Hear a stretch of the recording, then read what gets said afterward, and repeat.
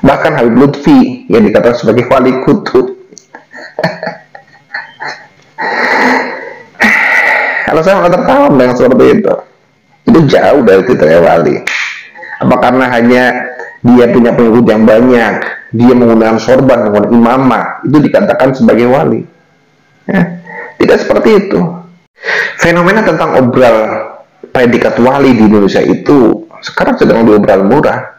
Dikit-dikit jadi wali, kemudian hanya memelihara kumis jadi wali. Orang gila pun itu dikatakan sebagai wali.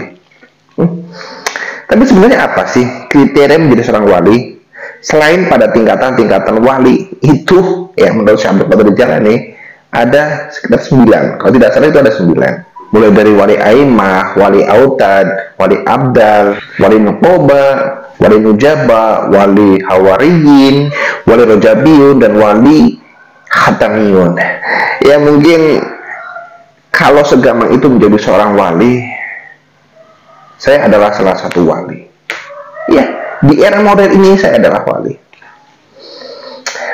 Wali santri.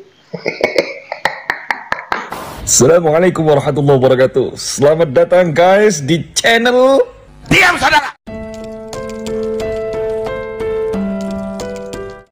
Akhir-akhir ini orang-orang gila, orang-orang yang agak aneh, nyeleneh, itu disebut sebagai wali. Dan itu disebut sebagai orang yang punya karomah. Bahkan menurut para habaib, untuk menjadi seorang wali itu sangatlah gampang. Di negara Tarim sana ya, di Yaman, di kota Tarim, itu untuk menjadi seorang wali sangatlah gampang. Banyak cara. Tinggal memelihara kumis, itu bisa jadi wali. Memiliki istri yang jelek itu bisa menjadi wali. Bahkan sampai orang gila itu pun bisa disebut sebagai wali. Ya Indonesia pun banyak ya.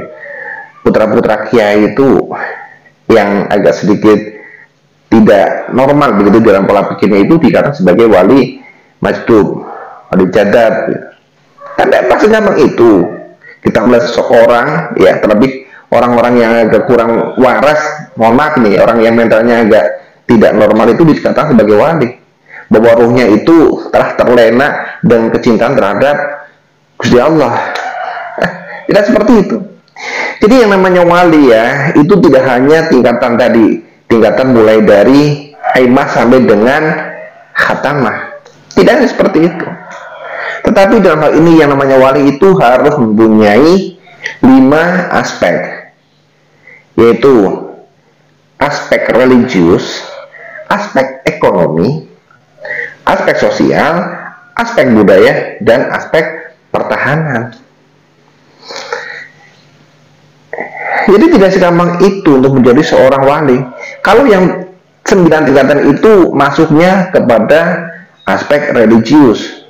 Nah, kebanyakan para wali ini hanya masuk ke dalam aspek yang religius. Dan itu ada yang percaya, ada yang tidak. Termasuk, mohon maaf nih, yang non ahli sunnah wal jamaah itu ya banyak yang tidak mempercayai. Tetapi bagi ahli sunnah wal jamaah, khususnya an-nadiyah, itu mempercayai dari 9 tingkat ini yang masuk dalam kategori atau aspek religius.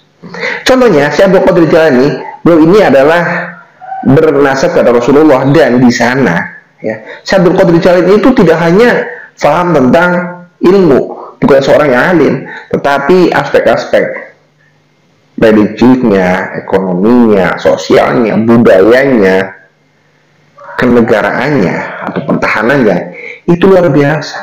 Bahkan keretanya pun itu berlapis emas. Jadi tidak hanya wali itu meminta-minta dawir, tidak seperti itu, tetapi sudah mapan semuanya dari 5 aspek tersebut. Contoh pada Songo ini ya, dengan peradaban zaman, para wali Songo itu membuat sesuatu yang istimewa. Contohnya nih, selain mereka kaya, mereka itu pun melakukan afiliasi terhadap budaya lokal. Mereka membuat gamelan, membuat wayang, membuat bonang, dan sebagainya. Sehingga orang-orang Jawa dengan penganut kapitayan tersebut itu merasa nyaman, melebur, kemudian bersyahadat. Di sini ada sebuah sosial dan budaya. Selain mereka adalah orang-orang yang alim, ya secara religius, kemudian ekonominya bagus, kemudian mereka itu bersosialnya bagus, budaya itu menciptakan budaya kan. Kemudian pertanyaan, mana mereka itu mencintai terhadap Nusantara. Iya. Jadi ya wali itu seperti itu. Tidak hanya memelihara kumis, tidak hanya punya istri jelek, tidak hanya suka ndawir, tidak begitu. Tapi kalau sekarang melihat bahwa Habib Rizik itu adalah waliullah ya, seperti yang dikatakan oleh Novel Alaidrus, kemudian Habib Bahar itu pun mempunyai ciri-ciri waliullah ya, bahkan Habib Lutfi yang dikatakan sebagai wali kutub. Kalau saya nggak tertawa dengan seperti itu jauh dari kriteria wali. Apa karena hanya dia punya pengikut yang banyak, dia menggunakan sorban, menggunakan imamah, itu dikatakan sebagai wali? Ya, tidak seperti itu. Aspek wali tidak hanya dengan seperti itu. Jadi perlu diingat ya, bahwa wali itu adalah durahnya Rasul, ahlaknya itu meniru Rasulullah. Tidak seperti akhlak yang suka mengatakan anjing babi dan sebagainya, menghina para ulama, menghina pribumi. Tidak seperti itu. Bahkan pada perkembangan zaman, yang menjadi salah itu adalah menganggap bahwa wali itu adalah hanya berada di dalam satu aspek, yaitu aspek religius saja dan aspek kenyelenehan tentunya. Jadi perlu diingat ya, bahwa kriteria dari wali yang sebetulnya itu adalah orang yang religius, tentunya orang yang alim, kemudian orang yang ekonominya bagus, kemudian orang yang mapan, kemudian sosial bagus, yang suka tipau seliro, budaya, dia menghargai budaya, kemudian bisa menciptakan peradaban tentang masalah budaya, dan yang terakhir adalah orang yang cinta terhadap tanah airnya. Itu adalah wali. Jadi wali itu adalah bukan hanya seorang yang nyeleneh, kemudian ataupun orang yang punya jamaahnya banyak. Tidak seperti itu.